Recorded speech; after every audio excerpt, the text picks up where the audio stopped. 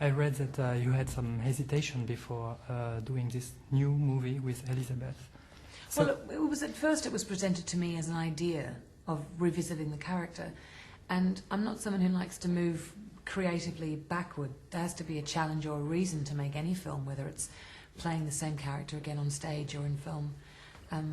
And so I said to Shekhar, well, what's the story? What's the context for the character? So I don't think it was so much reservations. It was more just a bit, well, what's the script? So once the script began to be developed by working title, and then Geoffrey was on board and Clive was very interested, then it became a really exciting project, you know, in and of itself, irrespective of whether I'd played the role before. So what were very new for you for this second part? It was exciting to me that a lot of the same production creative team were coming back again, so that felt very familiar. But it was new by the very fact that the first one didn't lend itself to a sequel, and so to retelling the story. So we had to really search for what was organically fresh and interesting about this story, and also 10 years had passed.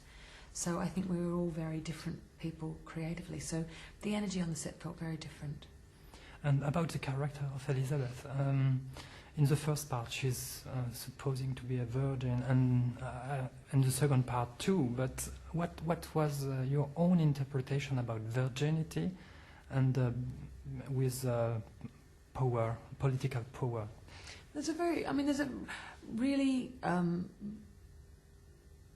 powerful concept in the world at the moment, which is the notion of being born again, that one within one's lifetime can be born again as a fresh person. You know, fundamentalist Christians believe it. You know, when you adopt a religion or when you start a new relationship, you're starting a new life within the life you have. And I think that that is something that sort of, in a strange way, happens to Elizabeth, that out of this internal emotional struggle, she's actually, through surmounting a challenge, she almost is reborn afresh.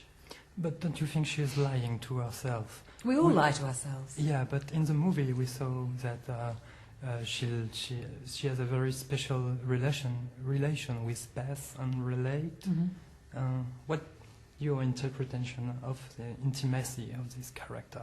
Oh, I think Elizabeth, you could say without a doubt that somebody whose father killed their mother and who grew up in such uncertainty would not only have become a survivor, but would have had a very distorted and warped sense of what intimacy was. And the sense of romance, marrying for love, in her lifetime was, you know, unheard of.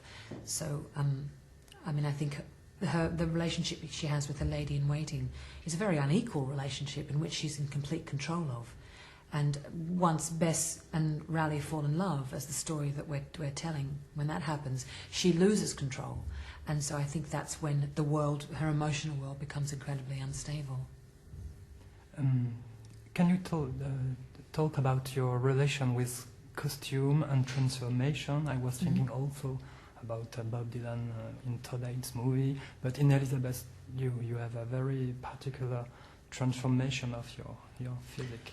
Yeah, I think for both characters, the relationship with the costume designers, you know, and with the makeup artist is really important, because it's, even though in a weird way the externals are the last things that you think of, you're always thinking about what's going on internally, what's motivating a character and how to play a scene. That stuff really gives you so much of the character's physicality. So talking to Alexandra Byrne, who did the costumes for this, was really important, because it affected the way you played a scene, because, you know, some of the dresses were really wide, you know, on a prosaic level. But for you? But for me, what do you mean? For your work, did you need some special costume to be Elizabeth, or did you work something in parallel, in another way? Oh, that's what I was saying. I think the relationship with the costume designer, a lot of those unconscious decisions about a physical transformation happen unconsciously. And so the relationship with the costume designer is really important. I mean, you hope that you can play the character without any of that, but I think that it really does add a layer when you finally step onto the stage. Okay. Thank you very much.